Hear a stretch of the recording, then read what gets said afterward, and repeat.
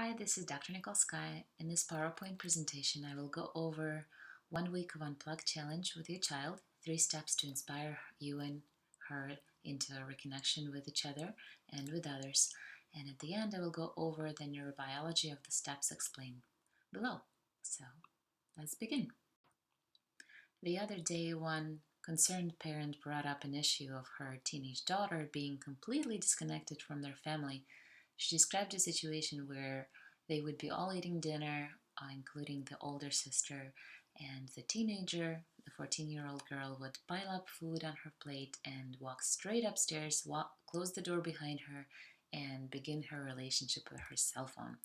And she asked me what could be done to improve this girl's motivation to spend more time with her family. On average, our children are spending about 7 hours per day plugged into the devices, whether this be a computer or a cell phone device, and this is a real problem. To help this mother, I came up with this 1 week unplugged challenge where I advised her to go get a journal or a daily organizer for her child and basically write into it before she hands it to her on the first page to write day 1, my evening meal with my mom, and then followed by a reflection question to be answered after the evening meal with the mom, which is, what do I love the most about my mom? And on page 2, to write day 2, my evening meal with my dad, and etc., etc. This is an example of what 8 entries into this notebook would look like, beginning with day 1 through day 8. Of course, this is just examples. It doesn't have to be the specific people. It just has to be 7 people that are most important to your child. After you finish the notebook, entering day 1 through day 8 for her to then fill out and answer those questions about what she loves the most about those important people in her life, I invite you to listen to this 4.5-hour audiobook. It is a bestseller, has about almost 1,300 reviews on Amazon, and it's called Crucial Conversations, Tools for Talking When Stakes Are High. The reason that I wanted to offer you this free resource is because, first of all, I've listened to it and it was very instrumental in helping me find better ways of communicating with people that are hard to get to. And the second of all is that it really will help you find a more effective way to begin your conversation with your teenager. One of the stumbling blocks could be a resistance from her or perception that you're doing this as a punishment. Basically, if she doesn't have motivation to proceed with this unplugged challenge, you're not going to get very far. And this book will teach you how to phrase your words and basically how to establish that safety with her so that she does want to cooperate. Basically, the idea of approaching this with a sense of common goal and saying to her, you and I are on the same team. I want what's best for both of us, and I want to work on our relationship and our connection with each other. Once you finish that audiobook, go ahead and have that crucial conversation with your child, stressing the importance of the common goal of reconnection and establishing safety first before you give her that notebook. One caveat is that she may not be receptive to the idea at all. She may think it's completely stupid and unrealistic. So one suggestion is to consider doing the Unplug Week during a holiday period where she's not going to be sort of struggling to choose between her peers versus her relatives. But you do want to ask her who those 7 people are that are very important in her life. And if she's not receptive to the idea of doing the Unplugged Challenge, don't push it. Just give her time to think about it. You can even just put the ball in her court and say, hey, get back to me when you're ready to do this. I really want to try to reconnect with you, and I want to help you reconnect with your loved ones. And another thing is, if she's completely resistant to the idea, is to talk about this challenge with a friend of yours who has a child who's friends with her. And it's possible that that child will have the experience of Unplug Week and will enjoy it and will share this positive experience with her, and then she will be much more motivated to go through with it. Once you feel like She understands what this is about and she's ready to receive your prepared notebook. Explain to her that this will be 7 days of substituting plugged in time for connection with her loved ones. And explain to her how she will go about it, essentially, that she will spend a couple of hours every evening connecting with one person that she has chosen per day. And it will be a total of 7 days. And then at the end of the encounter, that was face to face and hopefully pleasurable, she gets to reflect on what she loves the most about this person. Once she's through the 7 days of this challenge, on the 8th day, she gets to reflect. And these are the 3 questions that she needs to answer. They should be written into the notebook. The first question is, how did I feel this week? The second question is, would I want to try this again with any other people? And the third question is, do I want to regularly devote time to those I love for reconnection? And if she answers yes, then you can proceed further.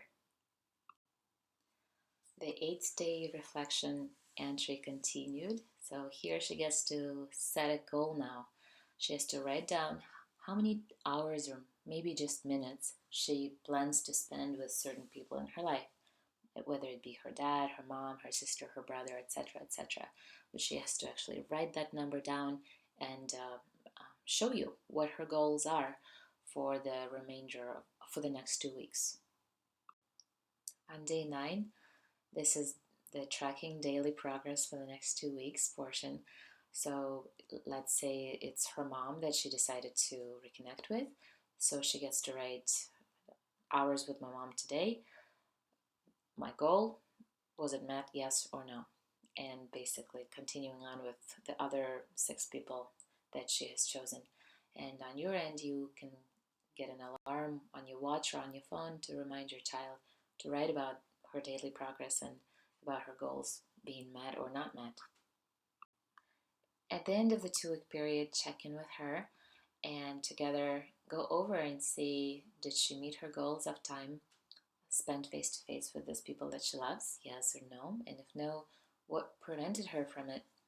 And what can she eliminate in her life to achieve her goal of reconnectedness for the next 2 weeks? You can give her suggestions, but it's always better when she comes up with suggestions. She may say something like, oh, maybe I could eliminate this extra TV show that I'm watching. It's kind of stupid anyway.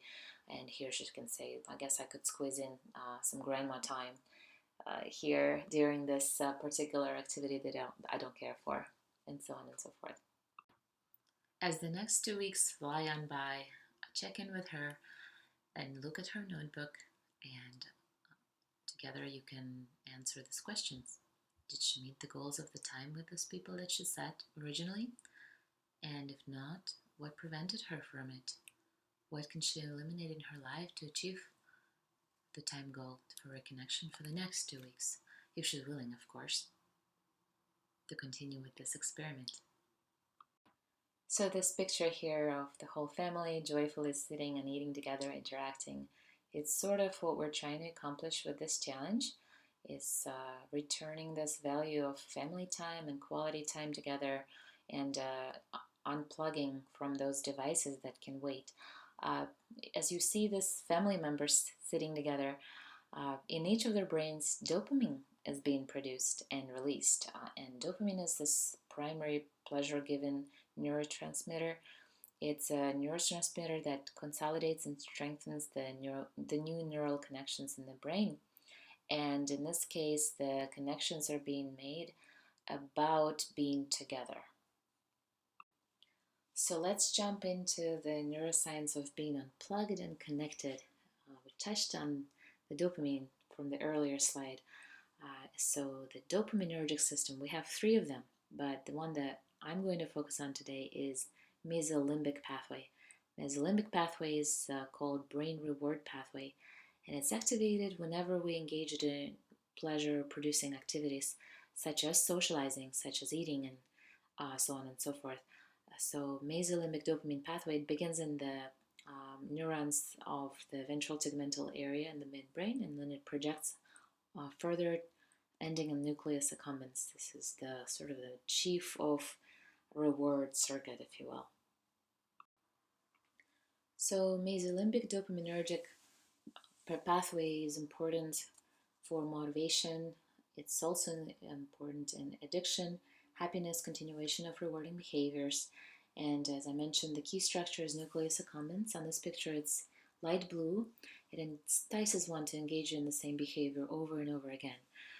So social contact, it triggers an increase of dopamine to be released to the nucleus accumbens, and dopamine rewarded for the pleasure generating activity subsequently strengthens the neural connections for that behavior.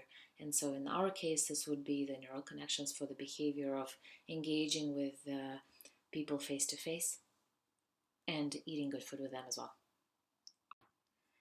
This slide brings up an important point of brain plasticity. With increase in the face-to-face interaction, pleasurable interaction, she'll increase her secretion of dopamine, thereby activating those neural circuits, rewiring and forming new connections. And the connections that have become stale due to over-reliance on digital devices will now be rekindled.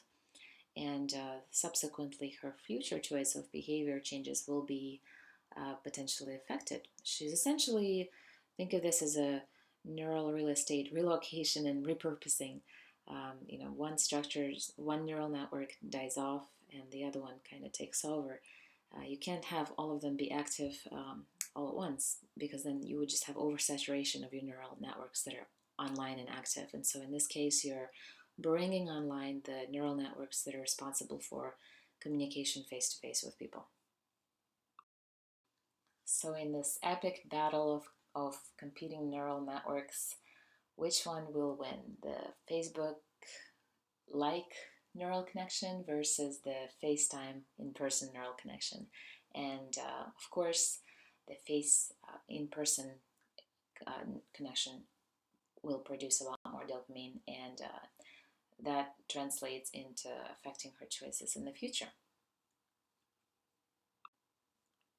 Besides dopamine being produced and released more when she's having that communication, just the fact of tracking her progress and checking her status, how she's doing, is she accomplishing her goals, and getting that positive reinforcement, accomplishing those tasks, she will actually get a boost in her dopamine as well. So just to summarize why this unplug week or 1 week of reconnectedness may work based on this teenager's neurobiology is because during her face-to-face communication, dopamine release is increased. During recording of her accomplishments and keeping track of her goals, her dopamine is increased. And as she communicates about this challenge with others and she gets positive feedback for being so brave doing this challenge, she will get more dopamine released. The truth of the matter is, we need those strong human connections to be present in our lives. And when they are absent, overabundant time spent on media can quickly fill that gap. And some even develop addiction to media. And it's easy these days to get stuck on the screen time. Parents are introducing the screen earlier and earlier and now showing videos to their newborns. So I'm shifting gears here a little bit because the focus of this slide is actually on the parent. Sometimes we parents, we don't actually realize that the child is overusing the media device just to fill the void that's there because they're disconnected from us and they want to be connected. They just don't know how to go about it. So the invitation is to reconnect with your child, and you may notice that their desire for that screen time starts waning and your relationship instead blossoms.